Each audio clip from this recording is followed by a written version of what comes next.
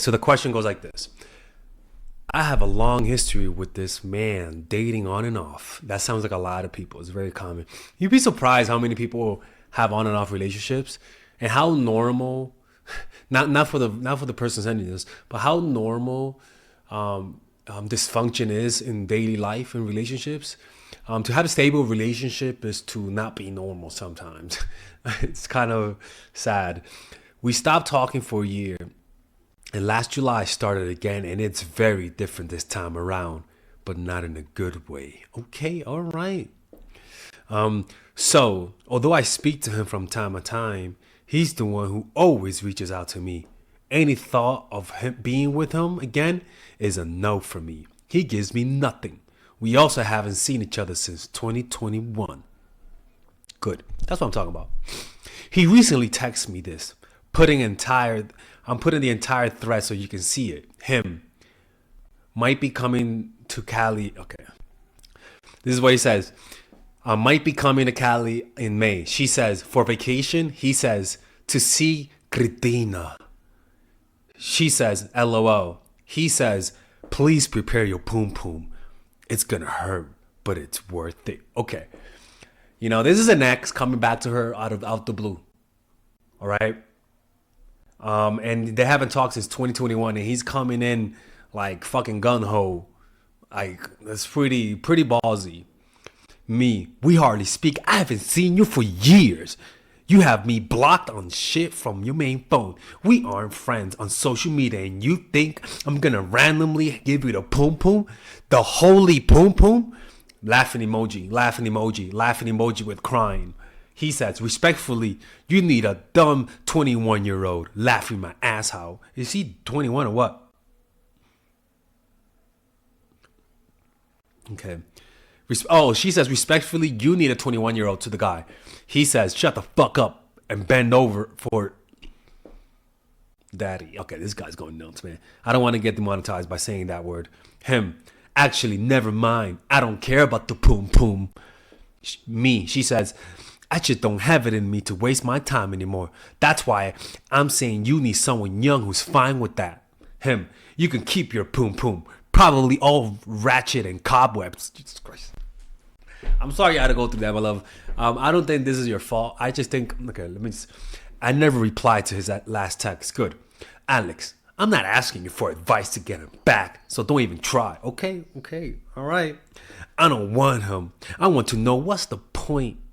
He lives in New York and I live in California. What does his reaction mean? And why continue to want to see me when I told him that what I need and he refuses to do it?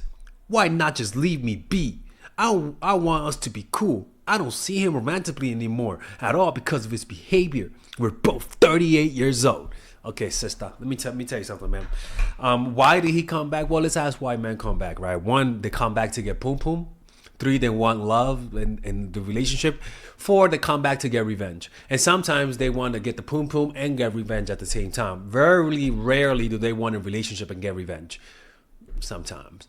But that's why guys come back. And he proved himself to want to be back for bad reasons, because as soon as he came in really hard, like, and I'm not being metaphoric. He really most likely was holding on to something when he was texting you that. You see, guys, when they're thinking about getting poom poom, they usually pick up their phone and either go to a certain website or start hitting up women they know to see them, or if they don't have options, they'll start hitting up exes in the hopes of maybe something happening. Want to know why? Because I've done that. Yeah, that's right. Father Alex has done the same thing too. Yep, exactly. Oh my fucking God, say it ain't so. It is so. I've done that too. Multiple times, in fact, plenty of times. And that's because when you're in a state of hunting, when you're in a state of getting poom poom, you start doing things. And one of the things about guys who are messaging you when they're in a state of bliss, is that they get very butthurt. Depending on their character, if you reject them, like they're already aroused, and now you reject them, and now they it arouses anger, it arouses bitterness sometimes, not always. I'm just trying to imagine why he would be so aggressive. And the only reason why he would be so aggressive is because one, he was, he was horny, and two, he resents you some way. Or maybe that's a character flaw, but the point is that it's not personal.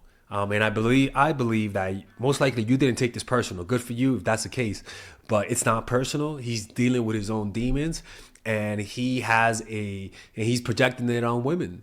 A lot of guys' pains, a lot of guys' bitterness is with the opposite sex because we care about what the opposite sex thinks, right? And if you had a lot of bad experiences, a lot of our bitterness is rooted in the opposite sex, right? It's because it's hard for somebody our sex, unless we're gay. It's hard for someone of our sex to hurt us as much as a woman could hurt us, and vice versa to you. There are things that guys could do in terms of hurting you emotionally and your self-esteem that a woman just cannot if you're straight. So this guy's just coming back for revenge, and if it was just for the poom poom. When you rejected him, he would have just let it go. But somehow he has some internalized hatred towards you that has nothing to do with you. I just don't think it has anything to do with you, because the thing is, it just came so all of a sudden. It just came out of nowhere, right? You didn't even expect it. You woke up that day expecting to have a good day, and then this happened, And just the baldness of it, like being so direct and sexual from the start, just tells me that he doesn't respect you, right? Because if he respects you, he'll come to you a little bit more carefully. He'll tiptoe around you, and you get what I'm saying. But it seemed like he didn't give a fuck about what you thought about him. He was shooting his shot, and shooting his shot, wanting poom poom while not liking you or respecting you and or wanting revenge creates this, man. You could keep your poom poom. It's all probably ratchet and cobweb. He's trying to hurt you. He's trying to hurt you because anytime a guy talks that way, he's clearly and distinctly trying to hurt you. It's just that simple. And the fact that you didn't respond to him is perfect. You did a great job. And why they don't leave you alone? Because you represent something to them. You represent something deep and personal to them. Not to you, but to them, yes. Guys, you don't understand how mean some women are. You know what I'm saying? Not you, but maybe his experience. Maybe he's just been played a lot by women. But it does. Honestly, I'll say this: it doesn't excuse this behavior. This is not excusable. So I don't think so. I don't have to have sex. It was a joke. Yeah, okay, yeah. He got rejected, and now he's trying to save face. Yeah. Good for you. Good thing. And this is why you shouldn't respond to people who are that sexually direct, because it just speaks about how much they respect you. And that's it, man. He gives me nothing. We haven't seen each other. Yep, selfish guy, man. Anyways, hopefully you this is actually the Pillow Talk hour for those who don't know. If you guys want to ask these types of questions, you guys can just go to my website, mindfulattraction.org, and there you guys can ask me that question and I'll answer it just like this. And you could just change things around. Nobody knows it's her, because she's just changed a lot of things around. She's not even a cat of people. If you want to work with me individually and nobody finds out, like one-on-one phone call, private, confidential, you could book a one-on-one call with me. Okay. Anyways, hopefully you guys enjoyed this video, and I'll see you. All right, ladies and gentlemen, if you guys ever want to learn how to use your feminine energy to influence people, learn how to use your masculine energy to become more assertive, and also learn how to blend both energies to improve your dating life, your spiritual life, honestly, your relationship life, your family life, your career life, this is the course for you. If I had to make a course for my nieces, I have two nieces. One is 19 and one is 15. 16. Holy shit. Oh my God, he's a bad fucking uncle. He's a bad uncle. Get him. Shut up, Melissa. You should get this course, right? And this is the course that I will make for them. So, for example, watch the curriculum, right? In the first week, we're going to be showing you how to establish a strong masculine foundation without letting it hurt your feminine energy. This masculine foundation is a source of who you are, right? It's your bodyguard. Without this, whatever feminine energy you create will be destroyed by the outside, because your masculine is your shield. So we'll talk about goal setting. We'll talk about how to develop a serious attitude. We're gonna be talking about how to use more logic, how to use more goal-oriented behavior. It's more how to be a man. Now the next one is how to embrace the feminine energy, right? This one would teach you about how to minimize excessive masculine traits, developing self-awareness, healing abundant feminine energy, regulating your emotion, mastering voice qualities and facial expressions, surrendering control, and allowing pain to be felt. This is honestly, this will supercharge, like Kaioken, your masculine energy.